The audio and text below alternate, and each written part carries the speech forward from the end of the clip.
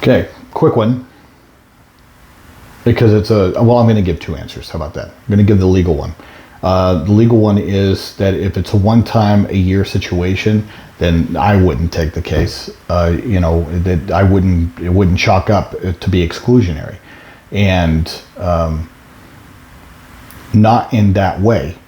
And I also, as an attorney, really try to weigh the benefits to the community, to the state, to the nation, to things like this. I mean, and it's just sort of every year we have fall festivals, and every year, pumpkin patches and corn mazes are included, and that's regional. I mean, if you're over in the West Coast, then not a lot of pumpkin patches and corn mazes around.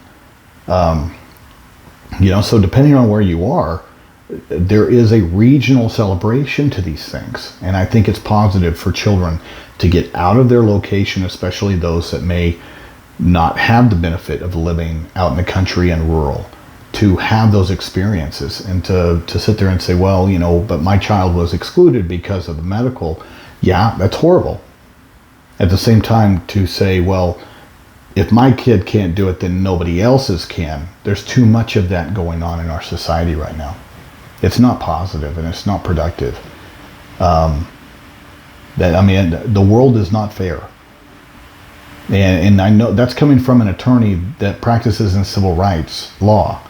I'm just telling you that there's a huge difference between fair, and what it is that I do.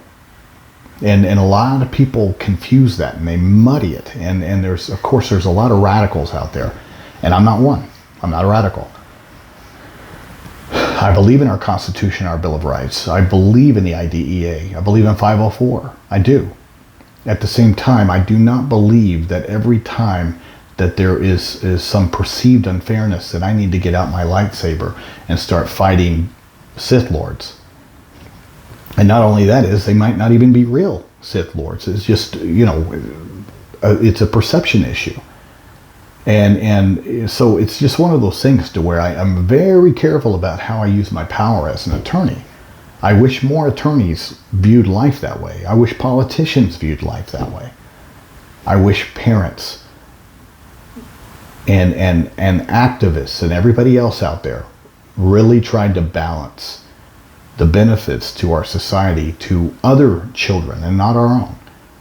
That there's just some things that we don't need to be making hay about as much as we do. Right? Now, I know that was not your question. Your question was, what do you do about the exclusion? But that's the illegal answer. Now, could you find an attorney out there that, does think that way, separate from James Galini and my very realistic analysis of life and benefits to God and country and state and community? Yeah, of course you can. You see them everywhere. You see chipping away at this culture, and I think it's dangerous what we're doing. But I'm staying in my lane, and I can complain about it all day long, and but it doesn't mean that I have to participate in it, and I don't. Now, my realistic dad answer, and the one that I've had to apply with my own child because my daughter has not been able to go on a lot of field trips, because they just are not made for her and how her autism manifests for her. Okay, and I don't, I don't begrudge the school for planning these activities that we know just is not something that she would enjoy, something that she would like. Sitting out in the sun, she hates that. They went to one of the minor league baseball games all day, and she just wouldn't have been able to do that because we know her. And she just doesn't like that kind of stuff.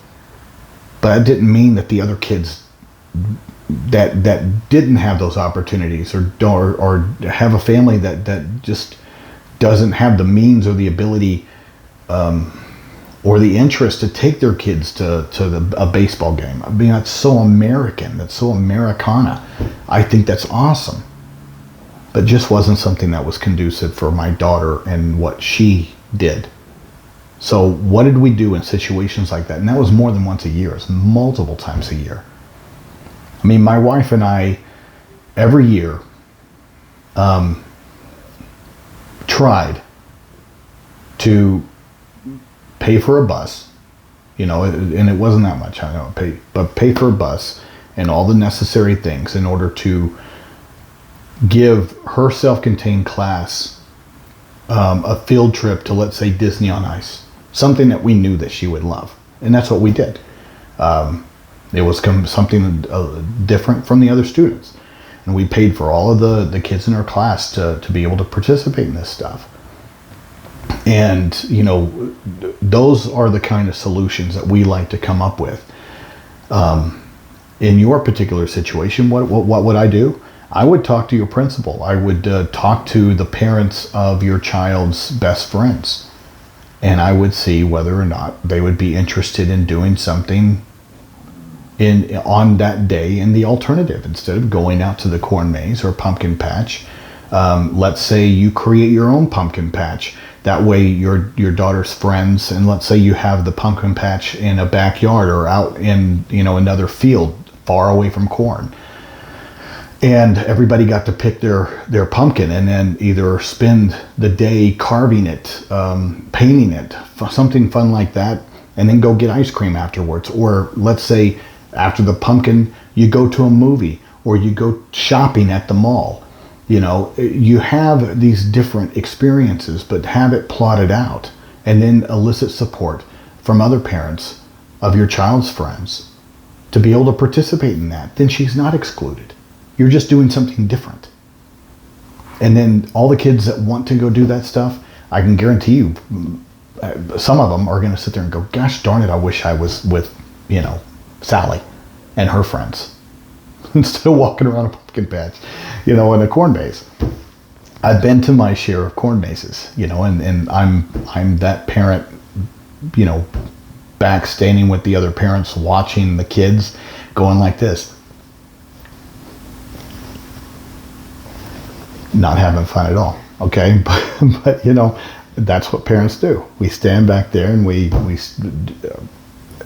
think it's great that our kids are having fun. But like I said, this is where you can create an opportunity separate to where you don't have it viewed as an exclusion. It's more of you're creating an alternative due to her health issues, and that's important. But nothing that I think would raise to a level of a legal exclusion, unless it was just you happen to live in a school that loved to go to the corn 4 times a year. At that point, it would tip over to where that's a little creepy, but and they shouldn't be doing that. And at that point, you sit there and you go, well, you got a point, but. These are one time a year fall celebrations, and that wouldn't raise to a level of one to where I would feel comfortable taking for the reasons given. Okay.